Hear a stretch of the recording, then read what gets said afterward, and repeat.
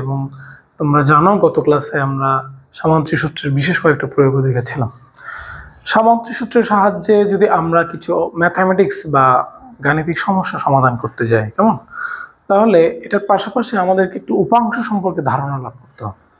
হ্যাঁ, দেন আমরা এই সামান্তরিক সূত্রকে ব্যবহার করে তোমার নদী পারাপারের যে অঙ্কগুলো আছে সেগুলো করতে পারবো, পাশাপাশি আপেক্ষিক বেগের যে অঙ্কগুলো আছে সেগুলো করতে পারবো।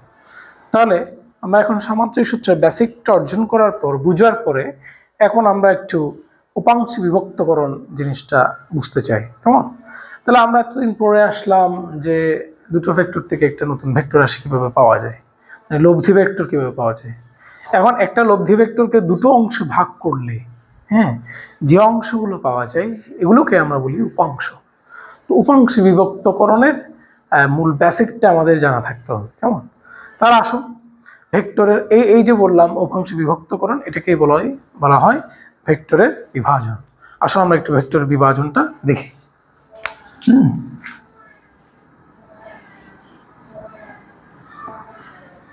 বিভাজন এটা অফকোর্স আমাদের লেকচার 3-তে যাবে। তাহলে ভেক্টরের বিভাজন, তাহলে ভেক্টর বিভাজন কাকে বলা হয়? একটি ভেক্টর রাশিকে দুই বা ততোধিক অংশে বিভক্ত করার পদ্ধতিকে ভেক্টরের বিভাজন বলে। মানে একটা থেকে আমি দুটা বা তিনটা বের করব। সচরাচর আমরা তিনটা কিভাবে বের করে সেটা এখানে শিখতে পারবো না, যেহেতু তিনটা অংশে বিভক্তকরণের জন্য যে গাণিতিক জ্ঞান বা নলেজ থাকা দরকার সেটা এখনো আমরা পড়ি নাই, সেটা আমরা উপরের ক্লাসে পড়ব। তাহলে এখানে আমরা মূলত একটা ভেক্টর রাশিকে দুটো অংশে কেমনে ভাগ করে সেটাই আমরা দেখব।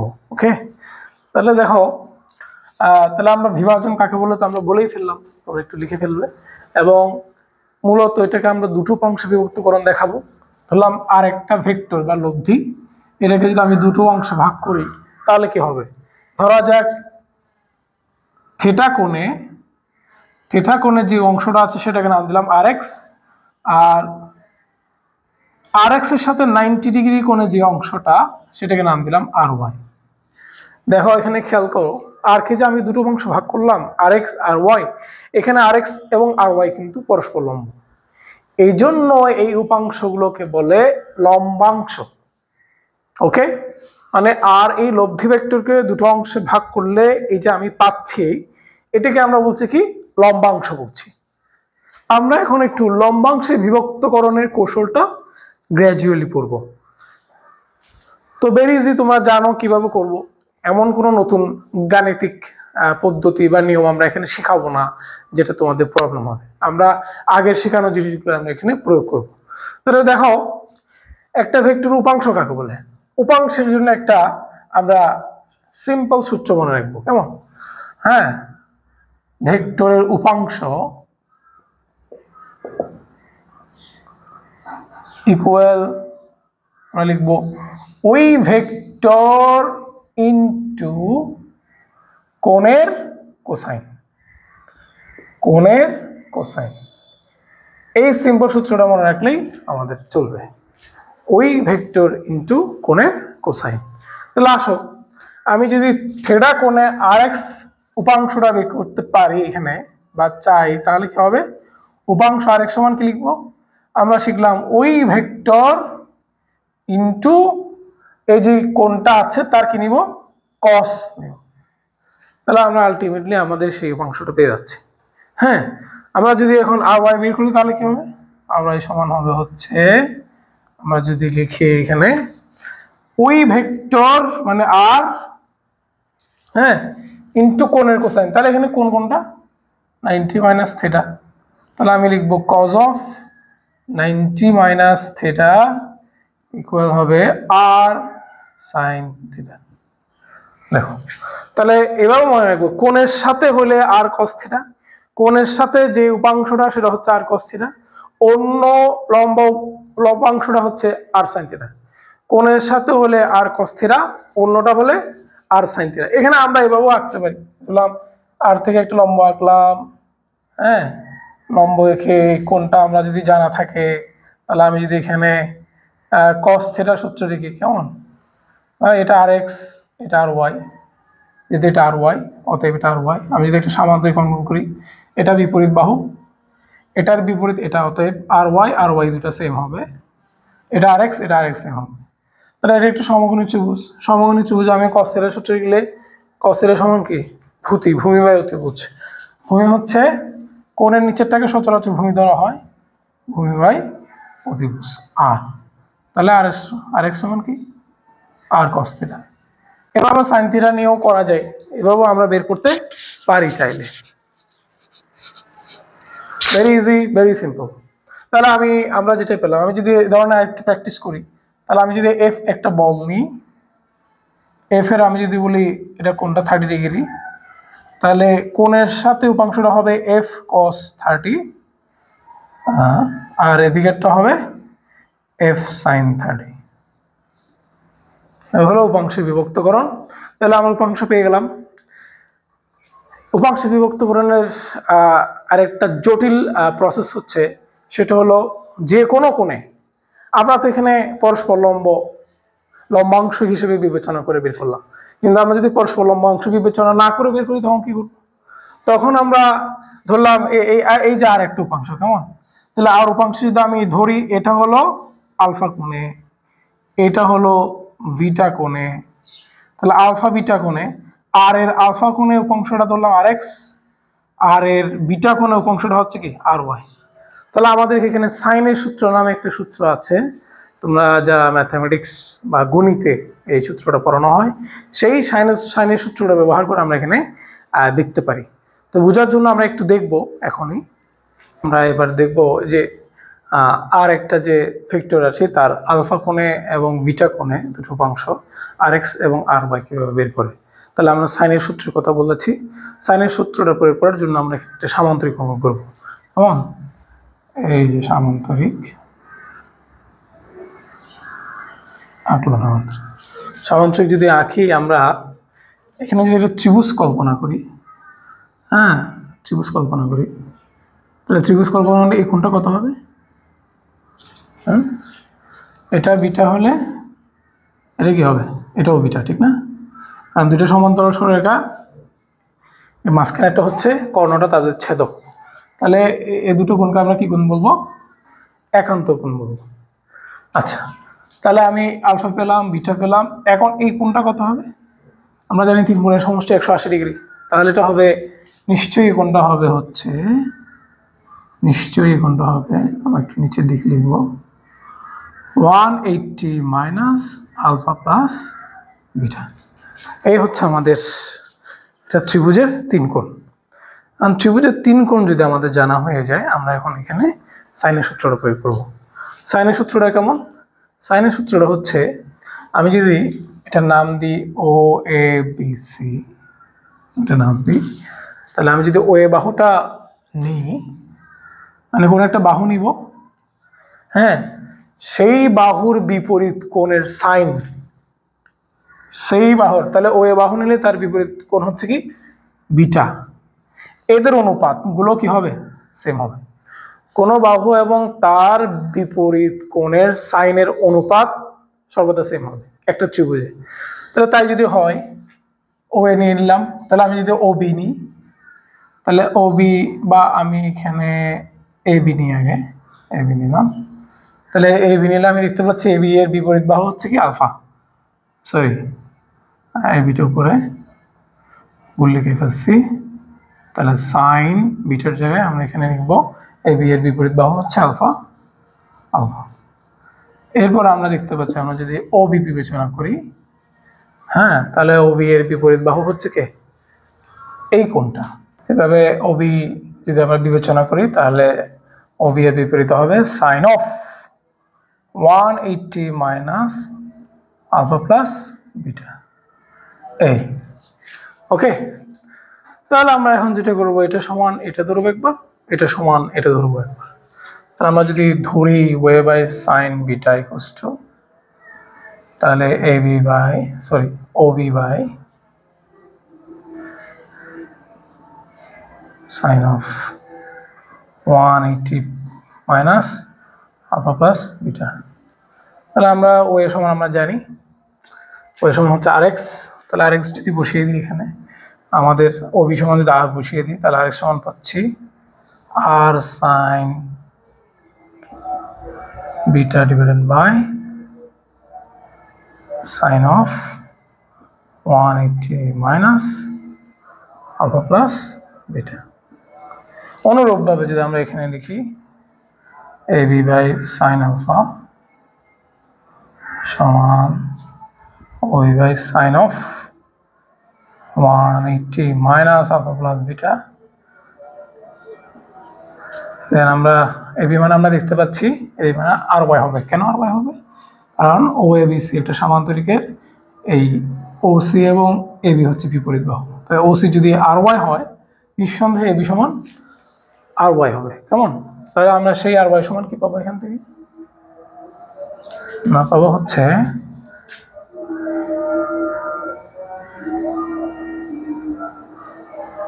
আর sine alpha divided by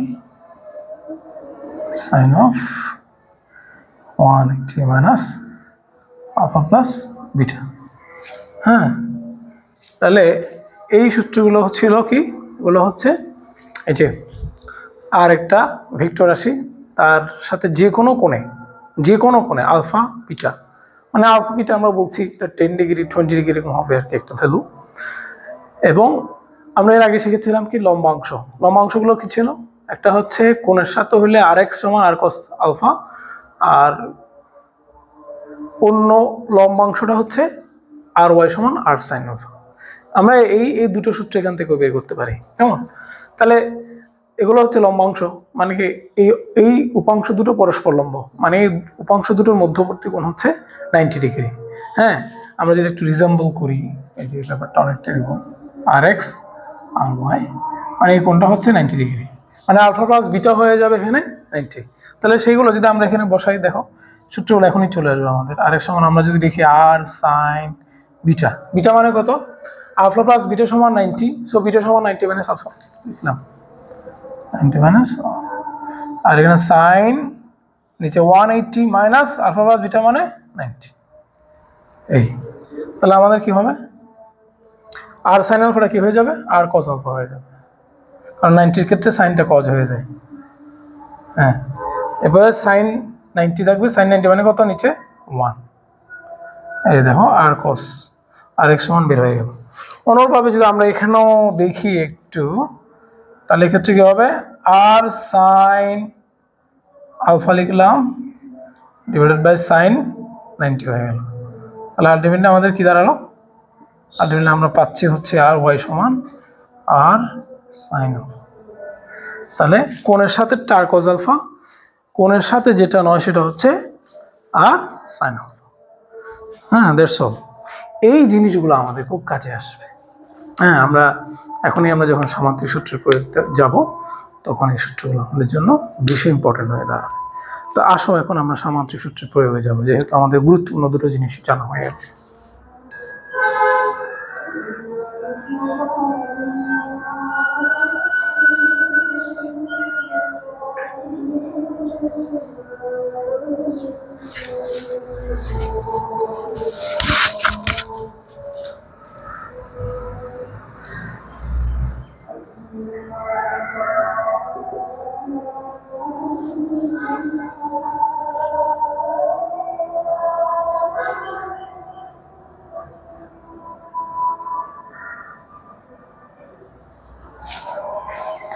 yes, আসো। নদী পারাপারের অঙ্কের যে প্রবলেমগুলো, মানে প্রতিবারই যেখান থেকে একটা সমস্যা থাকে বোর্ড পরীক্ষায়, সেই সমস্যাগুলো আমাদের একটু ভালো করে বুঝতে হবে। ভালো করে বোঝার জন্য নিশ্চয়ই তোমরা নদী সম্পর্কে অনেকের অভিজ্ঞতা আছে। নদী বা খাল যাই বলি, নদী খাল মানে কি? নদী এবং খাল হচ্ছে সেটাই যেটার মধ্যে কি থাকবে? স্রোত থাকবে। স্রোত না থাকলে সেটা কি হবে না? নদী হবে না, সেটা হয়ে যাবে লেক। হ্যাঁ, তাহলে আমরা দেখতে পাচ্ছি এই স্রোত সচরাচর কি হয়? নদীর দৈর্ঘ্য বরাবর যায়। হ্যাঁ, ধরো এখানে একটা বিশাল পাহাড় আছে। হ্যাঁ, সেই পাহাড় থেকে নদীর উৎপত্তি হয়ে পানিটা ফ্লো হয়ে গিয়ে সাগরে পতিত হচ্ছে, এটি তো নদী।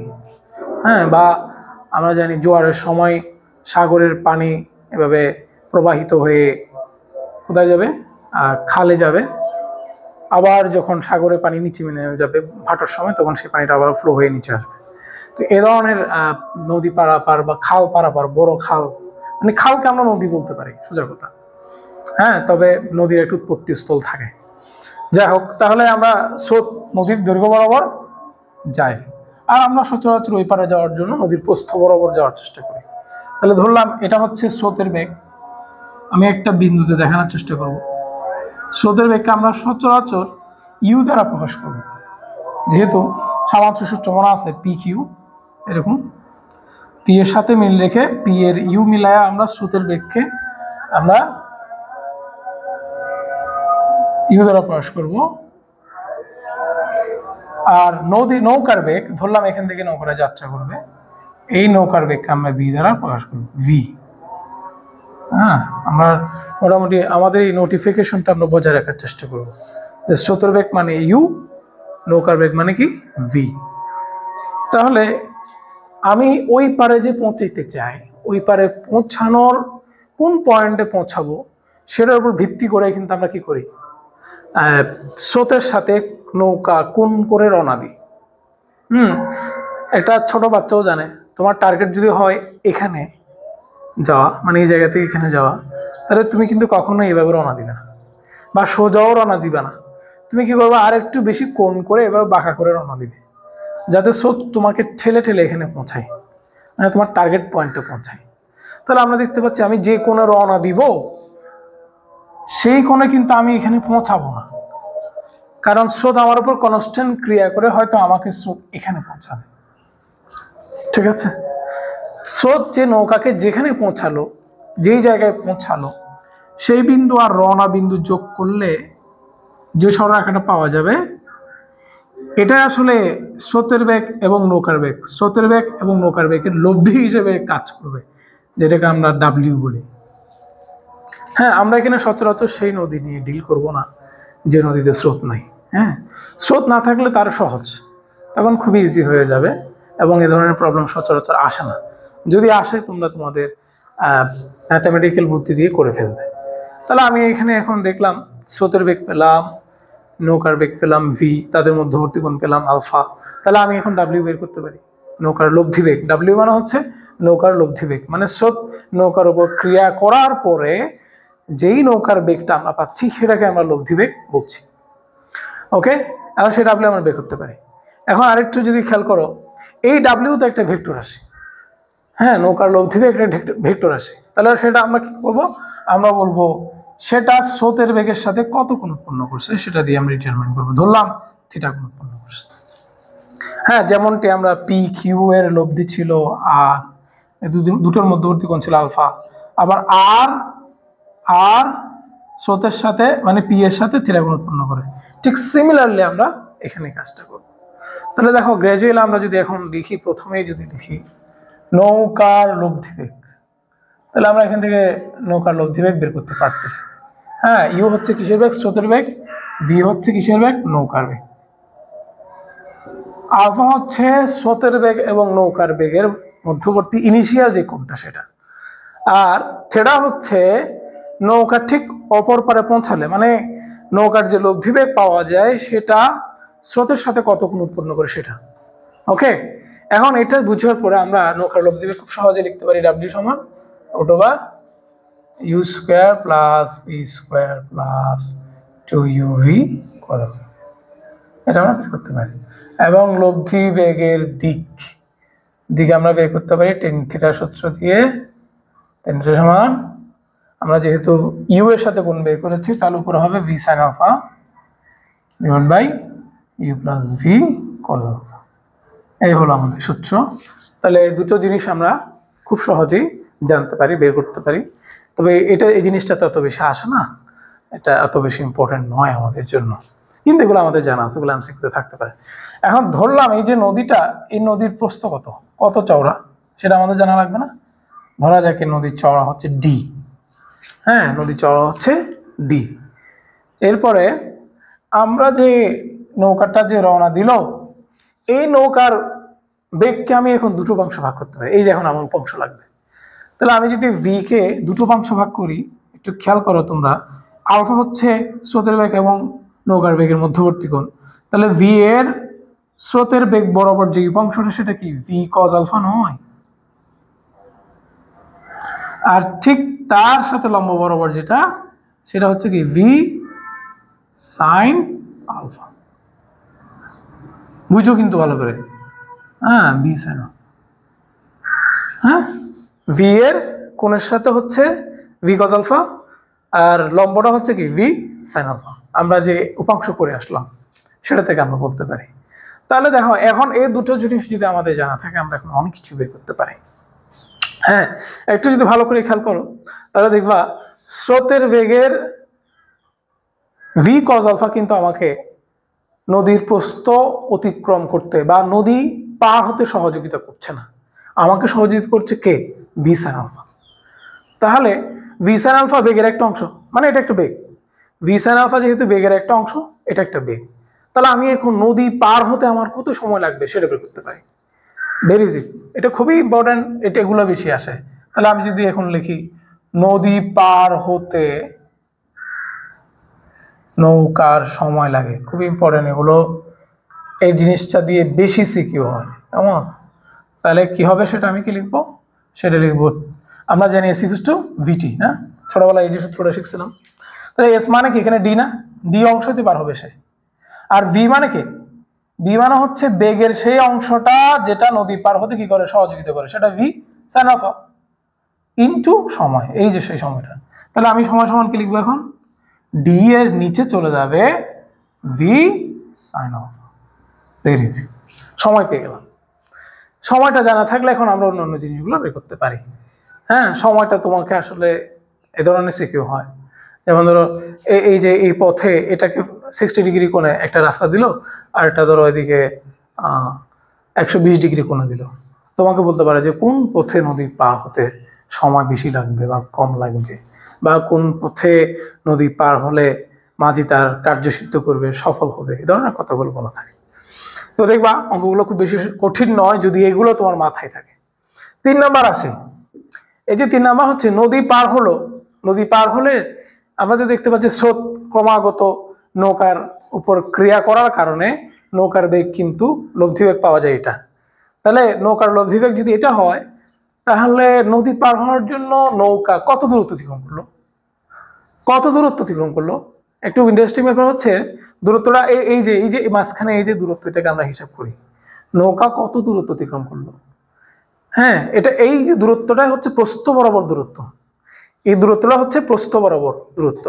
আবার ধরলাম এখান থেকে রওনা দিছিল, পৌঁছাইলো এখানে, তাহলে একটু যদি আমি কল্পনা করি এখান থেকে একটা লম্বা আঁকে, তাহলে এই যে ডিস্টেন্সটা, এই দূরত্বটা হচ্ছে কি নৌকা নদীর দৈর্ঘ্য বরাবর অতিক্রম করে। তাহলে এটাকে আমরা বলবো নদীর প্রস্থ বরাবর অতিক্রান্ত দূরত্ব, এটাকে আমরা বলবো নদীর দৈর্ঘ্য বরাবর অতিক্রান্ত দূরত্ব।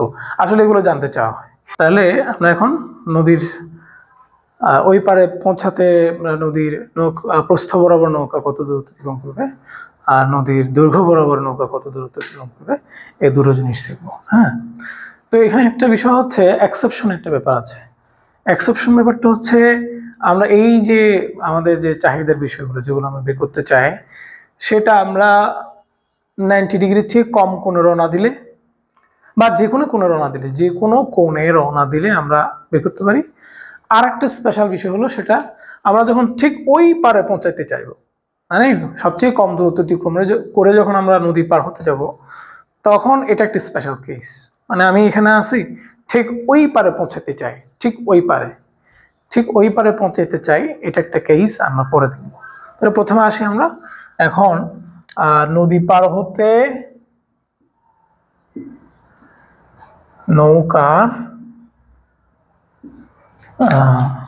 নদীর প্রস্থ বরাবর অতিক্রান্ত দূরত্ব,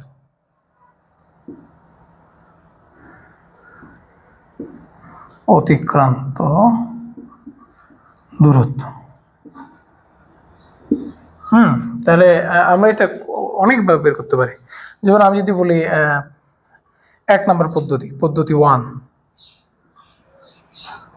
কি দেওয়া আছে এটার উপর ভিত্তি করে আমরা বের করব। পদ্ধতি 1 হচ্ছে থিটা বের করে নিয়ে এটাকে একটা সমকোণী ত্রিভুজ বিবেচনা করে এই যে অতিভুজটা বের করা, কেমন?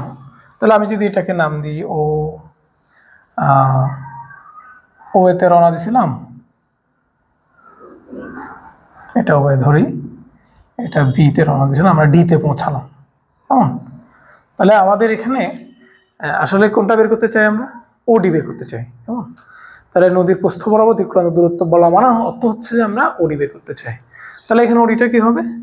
ওডিটা হবে আমরা পিথাগোরাসের সূত্র দিয়ে ওডি স্কোয়ার সমান অতিভুজ স্কোয়ার প্লাস অতিভুজ স্কোয়ার সমান ভূমি স্কোয়ার প্লাস লম্ব স্কোয়ার, এই সূত্র ব্যবহার করলে হয়ে যাচ্ছে। তাহলে এক্ষেত্রে আমাদের থিটা বের করতে হবে। থিটা বের করে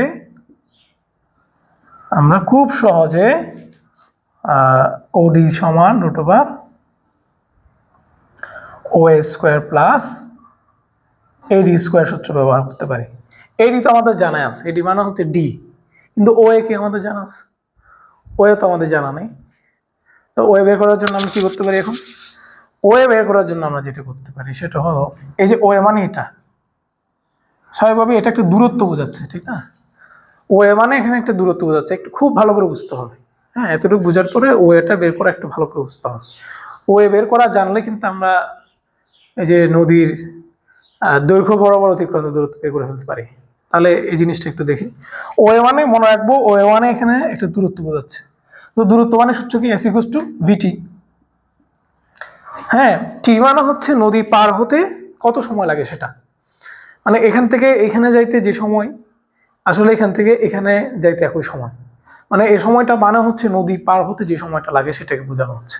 তো তার যদি হয় আমি টি তো পেয়েই গেলাম, টি তো অলরেডি আমার কেমনে বের করা লাগে আমরা জানি। এখন আসো ভি বের করব।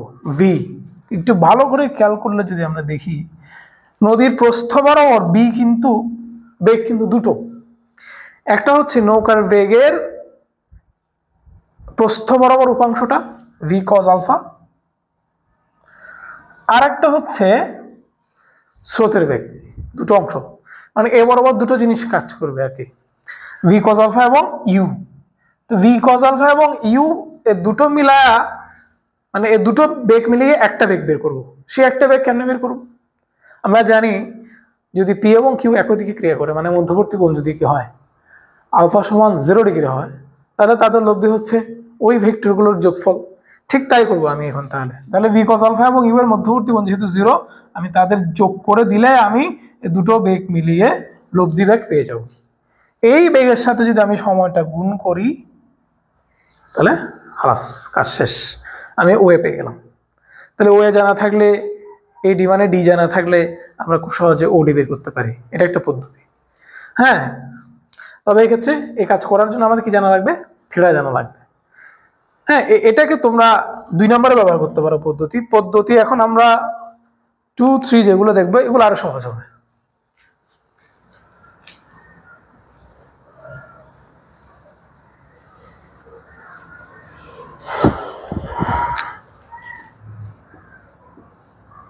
পদ্ধতি 2 কেমন?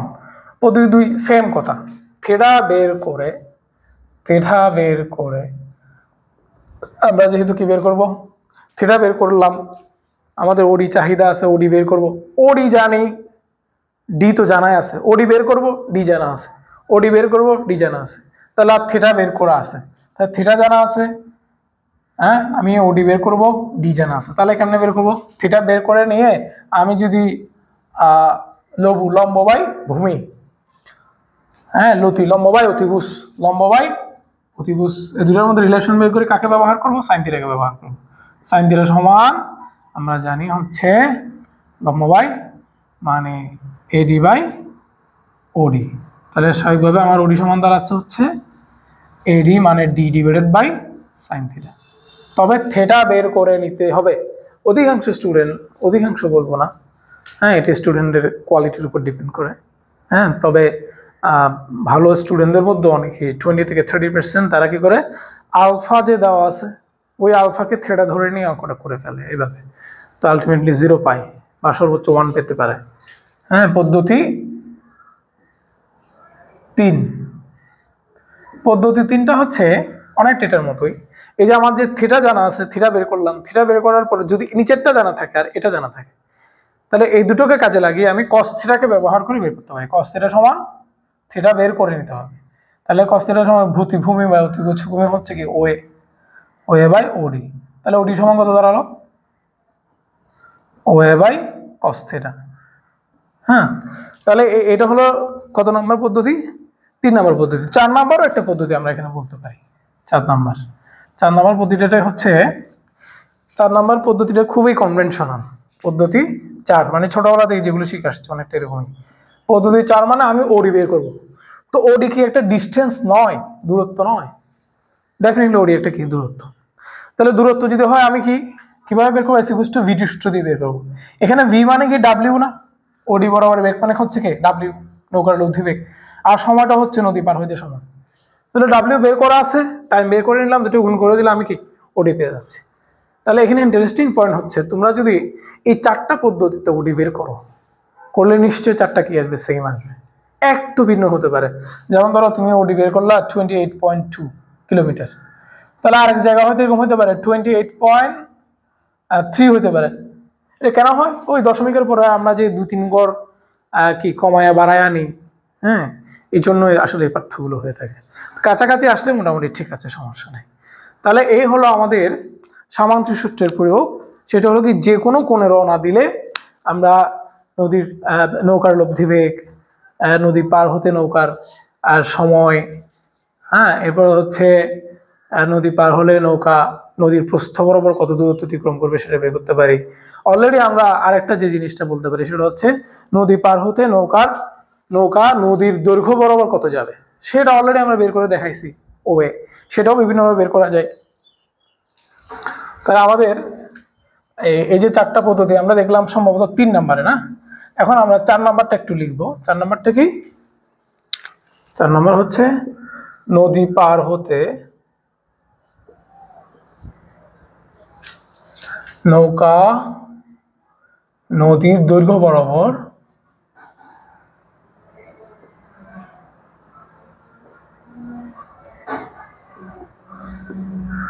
কত দূরত্ব অতিক্রম করবে।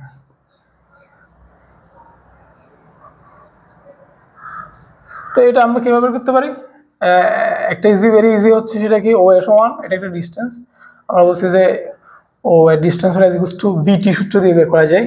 এখানে ভি মানে হচ্ছে কে ওই পথে ভি দুটো, একটা হচ্ছে ভি কজ আলফা আর একটা হচ্ছে ইউ, আর টি গুণ করে দিলাম, তা হয়ে গেল। ঠিক আছে। এছাড়া যদি আমাদের ওডি জানা থাকে তাহলে আমরা কস থিটা সূত্র দিয়ে ওই বের করতে পারি। হ্যাঁ, ধরো ওডি জানা আছে, এটা বের করতে, বা ডি জানা আছে, ডি জানা থাকলে আমরা এটা বের করতে পারি। হ্যাঁ, যেমন এটা একটা পদ্ধতি। আরেকটা হচ্ছে থিটা বের করে টেন থিটা সমান, হ্যাঁ, টেন থিটা সমান কি, লম্ব বাই অতিভুজ, লম্বকে ডি বাই লম্ব বাই ভূমি হচ্ছে ওয়ে। তাহলে আমি কি করতে পারি? ওয়ে সমান ডি বাই টেন থিটা বের করে নিতে পারি। ওকে, এই হলো ফ্যাক্টস এখানে। তাহলে এইভাবে দুটো পদ দিয়ে, কেমন আমরা বললাম যে, যেমন এটা একটা ওবি পদ দিল, আর একটা এদিকে একটা পদ দিল, দিয়ে বলতে পারে যে কোন পথে পৌঁছাইতে কম সময় লাগবে বা বেশি সময় লাগবে, এ ধরনের নানান কথা বলা থাকতে পারে। হ্যাঁ, এখানে তাহলে আরেকটা জিনিস আমাদের একটু 5 নম্বরে একটা জিনিস একটু আমরা রিহার্সাল করবো, সেটা হলো নদী পার হতে নৌকার কত সময় লাগলো, টি বাই বি সাইন আলফা। এই সূত্রটা আমরা জানি। এখন এখান থেকে আমরা দেখবো আসলে মানে নদী পার হতে নৌকার সবচেয়ে কম সময় কত লাগতে পারে, কখন লাগে, আর সবচেয়ে বেশি সময় কখন লাগে। দেখো, এই যে টি সমান টি ভি সাইন আলফা, এই সাইন আলফা বিষয়টার উপর আসলে ডিপেন্ড করে, ঠিক নয় কি? সাইন আলফার মান আমরা জানি কত হয়, সাইন 0 সমান 0, সাইন 90 সমান কত হবে, সাইন 90 সমান 1। মানে ভি ফিক্সড, ডিও ফিক্সড। এখানে যদি সাইন আলফার মানটা যদি সর্বোচ্চ হয় তাহলে টিটা সর্বনিম্ন হবে। তাহলে নদী পার হইতে নৌকার যে সর্বনিম্ন সময়টা আমরা হিসাব করবো বা ক্যালকুলেশন করব, সেটাকে কিভাবে হিসাব করব? এটা করার জন্য সাইন 90 সমান 1 হতে হবে। মানে সাইন 90 সমান 90 হওয়া মানে আলফা সমান কত হতে হবে, 90 ডিগ্রি হতে হবে। হ্যাঁ, তাহলে দেখো এই কথাটা যদি আমরা একটু লিখি, এগুলো আসলে খুবই গুরুত্বপূর্ণ এমসিকিউ প্রশ্নের মতো থাকবে। যে আমরা বলি নদী পার হতে নৌকার ন্যূনতম সময়, ন্যূনতম মানে একদম মিনিমাম টাইম কত সময় যা লাগবে তার সমান হচ্ছে কি DT equals to D by V sine alpha. V sine alpha মানে এখানে আলফা সমান কত হইতে হবে 90 হইতে হবে। আলফা সমান যদি 90 হয় তাহলে নদী পার হতে নৌকার সবচেয়ে কম সময়টা লাগবে, নদী পার হতে নৌকার সবচেয়ে কম সময়টা লাগবে। তাহলে আবার বেশি সময় কখন লাগবে? বেশি সময় লাগবে, দেখো একটু খেয়াল করো, বেশি সময়ের ব্যাপারটা খুব ইন্টারেস্টিং। আমরা জানি সাইন 90 মান কত 1, আবার সাইন 90 থেকে মানে সাইনের ক্ষেত্রে যদি কোণ 90 থেকে বড় হয় তাহলে আবার কি হয় সাইন 90 মান গ্র্যাজুয়ালি কমে। সাইন 90 মান যদি 90 থেকে বড় হয় তাহলে সাইন 90 মান গ্র্যাজুয়ালি কমে। একটা বিষয়, সাইন 90 মান মানে যদি থিটার মান যদি 90 থেকে আবার ছোট হয় এক্ষেত্রেও সাইন 90 মান মানে সাইন থিটার মান কমে। থিটার মান যদি 90 থেকে বড় হয় তাও সাইন থিটার মান কমে, আবার থিটার মান যদি 90 থেকে ছোট হয় তাহলেও কি হয় তোমার সাইন থিটার মান কমে। তাহলে আমরা দেখতে পাচ্ছি থিটার মান যত কমবে তত নদী পার হতে সময় বেশি লাগবে। থিটার মান যত কমবে নদী পার হতে সময় তত বেশি লাগবে, বা যত বাড়বে 93 দিকে যদি বাড়ে বা 93 দিকে যদি কমে তাহলে নদী পার হতে সময় বেশি লাগবে। এই জিনিসটা আমরা একটু বোঝার চেষ্টা করবো আর কি, কেমন? এবং পরীক্ষায় আসলে আমরা এভাবে বোঝার চেষ্টা করবো, এভাবে লিখবো। এখন আমরা চলে যাব হচ্ছে বিশেষ যে ক্ষেত্রের কথা বলেছিলাম সেটা হলো ঠিক ওই পারে পৌঁছাতে কি পদক্ষেপ নিতে হবে। ঠিক ওই পারে, এটা একটা ইন্টারেস্টিং পয়েন্ট। ঠিক ওই পারে, তাহলে আমরা একটু স্টার চিহ্ন দিয়ে লিখব ঠিক ওই পারে পৌঁছাতে।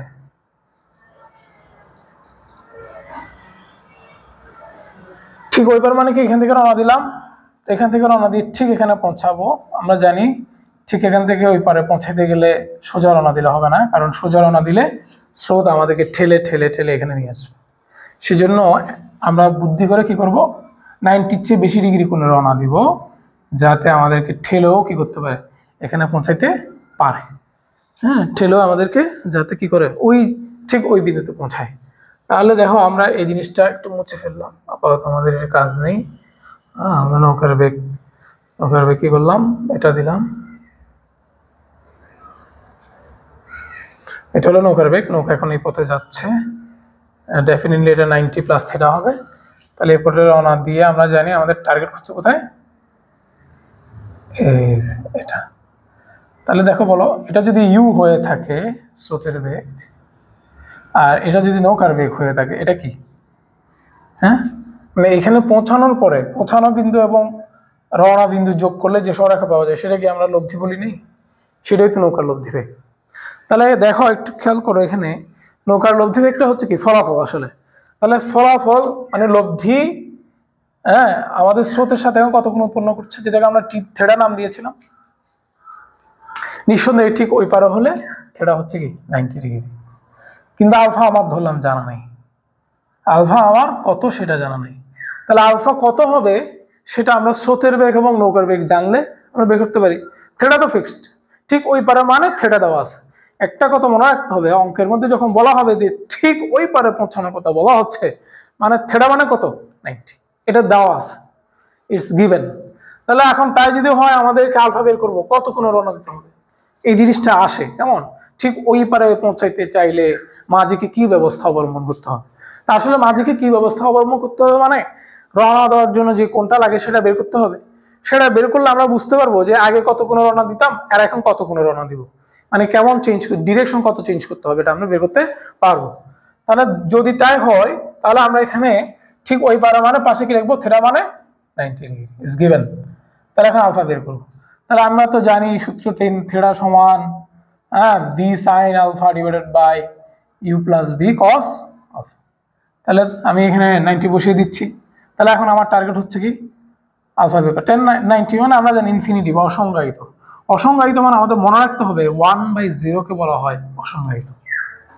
হ্যাঁ, ম্যাথামেটিক্স করার জন্য আমাকে এখানে অসংজ্ঞায়িত লিখে বসে থাকলে কাজ হবে না, অসংজ্ঞায়িতটাকে গাণিতিক রূপ দিতে হবে আমাকে, সেজন্য 1/0 লিখতে হবে। তাহলে আমি লিখলাম ভি সাইন আলফা উপরে, নিচে হচ্ছে ইউ প্লাস বি কজ। তাহলে আমি যদি তাই হয় তাহলে আমি দেখো এখান থেকে U plus V cos alpha সমান লিখলাম 0।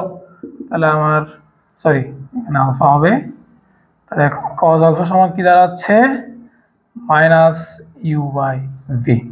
হ্যাঁ, মানে আমার যদি স্রোতের বেগ এবং নৌকার বেগ জানা থাকে, আর যদি বলা হয় ঠিক ওই পারে পৌঁছাইতে কি ব্যবস্থা অবলম্বন করতে হবে, সেক্ষেত্রে আমি এটা বের করতে পারবো। ঠিক আছে, হ্যাঁ, এটা একটা শর্টকাট টেকনিক।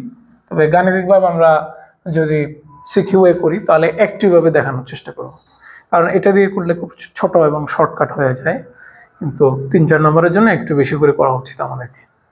তাহলে এখানে আমি ঠিক ওই পারে পৌঁছালে আমরা কি পেলাম, কত কোণে রওনা দিতে হবে সেটা পেলাম। এটা হচ্ছে কি কত কোণে রওনা দিতে হবে, রওনা দিতে হবে। আচ্ছা, ভালো কথা। মানে আমাকে যদি বলে ঠিক ওই পারে পৌঁছালে নৌকার লব্ধি বেগ কত হবে, ডাব্লিউ কত হবে, সেটা আমরা কেমনে বের করব? তাহলে আসো এটা একটু বের করি। হ্যাঁ, এটা খুব ইন্টারেস্টিং। দেখো, খেয়াল করো, এই যে ভি পথে রওনা দিল, পথে রওনা দিয়ে এই যে এখানে পৌঁছালো, সেজন্য আমরা ডাব্লিউ পেলাম। তাহলে ভি এবং ইউ এবং ভিকে আমি একটি সামান্তরিকের দুটি সন্নিহিত বাহু ধরে যদি আমি একটি কি সামান্তরিক অঙ্কন করি, সামান্তরিক অঙ্কন করি, তখন বলে আসলে এটা একটা সামান্তরিক যদি হয়, এটার বিপরীত বাহু এটা, তাহলে এটা যদি ইউ হয়, এটা কি ইউ, তোমরা একটু সুন্দর করে আঁকবে ইউ। তাহলে দেখো, খেয়াল করে, এটা কি একটা সমকোণী ত্রিভুজ নয়? তাহলে এটা যদি সমকোণী ত্রিভুজ হয়ে থাকে, আমি এখানে পিথাগোরাসের সূত্র প্রয়োগ করতে পারবো। হ্যাঁ, মানে আমি লিখবো হচ্ছে অতিভুজ স্কোয়ার মানে ভি স্কোয়ার সমান